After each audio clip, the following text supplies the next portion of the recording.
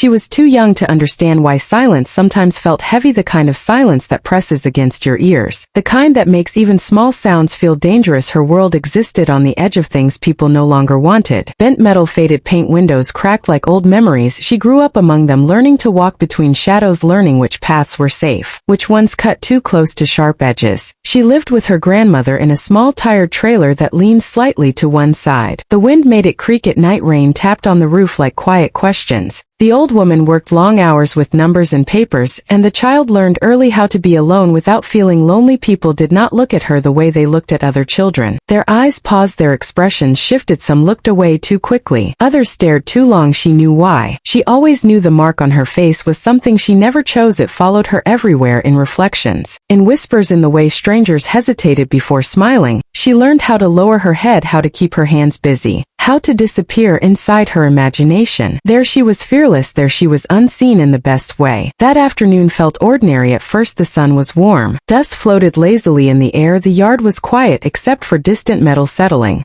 She wandered as she always did, tracing stories onto rusted doors, pretending broken cars were castles or ships or safe places. Then she noticed it, a car that did not belong. It was too clear, too dark, too untouched, like it had arrived by mistake. She circled it slowly, her fingers brushing the smooth paint. Her reflection warped along the metal. She felt something she could not name, not fear, not curiosity. Something in between. That was when she heard it, a sound that did not fit, a dull thump, soft but urgent, like something trying not to be heard. Her heart jumped. Her body froze. The sound came again.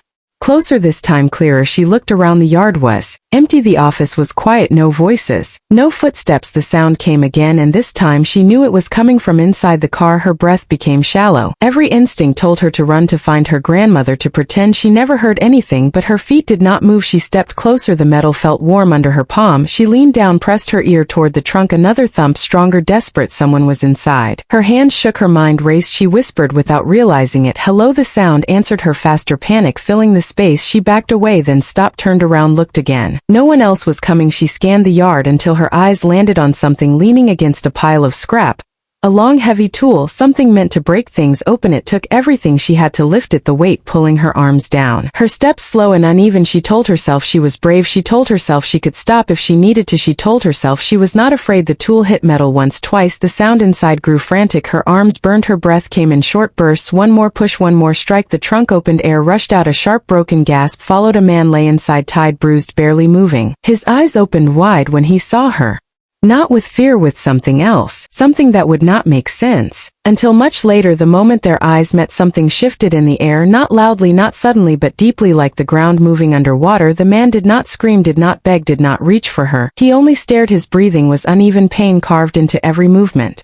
Yet his eyes stayed locked on her face, as if he were trying to remember something from a life he had forgotten. She took a step back, then another. Her fingers tightened around the tool. Her voice came out small. "Are you hurt?" He tried to speak. Sound scraped out of his throat. Dry, broken. She moved closer again, despite the warning pounding in her chest. She knelt beside the open trunk. The smell of metal and fear filled her lungs. She did not know why she did it, but she reached out slowly, carefully, and pulled the tape from his mouth. He sucked in air like it might disappear again. His voice shook when he finally spoke. "Thank you, that was all. Not help me, not save me, just thank you." She asked if he could move. He nodded, but did not try. His eyes never left her face. He asked her name. She told him. He repeated it quietly, as if testing how it felt in his mouth. Then he asked questions that made no sense, about where she lived, who she lived with, what her mother's name was. She answered because something in his voice felt fragile, like one wrong word might shatter him. Each answer changed his expression, shock, confusion, then something close to grief. When he finally pulled a photograph from his jacket, his hands were shaking. She recognized the woman before he said anything, not because she had seen her before, but because she felt her. The same eyes, the same curve of the mouth, the same mark on the face. The world tilted. He told her a story slowly, not all at once, pieces placed gently between long pauses. A daughter who left, words spoken in anger, years wasted on pride, a search that never stopped even when hope did. He told her he had been taken, that people wanted something from him, that the car was meant to disappear with him inside it. If she had not been there, if she had walked away, if she had chosen fear, he would not be breathing. The weight of that settled on her chest, heavy, uncomfortable. She asked about her grandmother, about why her name mattered, why her face mattered. The truth arrived like a slow storm, not crashing, just covering everything. A hidden family line, a name changed to protect what little was left, a child never meant to be found. She did not cry, not yet. She felt hollow, like a room after everyone leaves, when her Grandmother finally arrived, fear in her eyes, hands already reaching for the phone. The man did not move, did not argue, did not defend himself. He let the truth speak for him. The old woman saw his face, heard his name, and years collapsed into a single breath. Anger rose, then fell, replaced by exhaustion. They did not hug, they did not forgive, not yet. That came later, slowly earned. Police lights eventually filled the yard. Voices replaced silence. Hands took the man away, but not forever. The child watched the car disappear, her heart pulled in two directions. Nothing felt the same anymore. That night she lay awake listening to the trailer creak, feeling the mark on her face. Like it was new, she wondered who she was, who she had been before today, who she might become now. And somewhere in a hospital room, a man stared at the ceiling. Knowing that the life he thought he had lost had been standing right in front of him, time did not rush to heal anything. It moved slowly, carefully, as if afraid to break what was already fragile. Days passed, then weeks. The yard returned to silence, but the silence was different now. It carried memory. The man came back, not suddenly, not dramatically. He came the way people should when they are asking for a place in someone's life, slow, respectful, never demanding. He stood at a distance at first, letting the grandmother speak, letting the child decide where to sit, where to stand, whether to look at him or not. He brought nothing but himself, no gifts, no promises. Only time. He listened more than he spoke. He learned the rhythm of their days.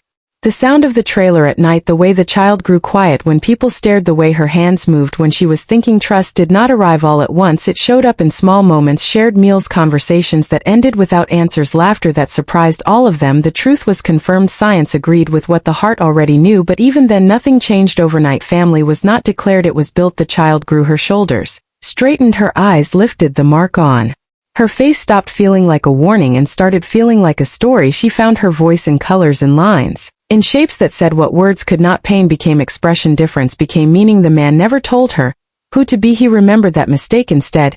He asked, what do you want, what do you love, what do you see when you close your eyes? And he listened to the answers. The grandmother watched, protective but softer now, learning that love does not divide, it expands. Years moved forward, school halls, difficult days, quiet victories. When people stared, she did not lower her head anymore. She met their eyes when they asked. She told her story not with shame but with strength. On a day filled with applause, she stood on a stage, older, steadier, looking out at two people who chose her every day. She spoke about being seen, about how the things we hide can become the things that connect us, about how one moment of courage can rewrite a life. She did not mention the trunk. She did not need to. They knew afterward. In the quiet, she thanked the man for staying, for learning, for choosing differently.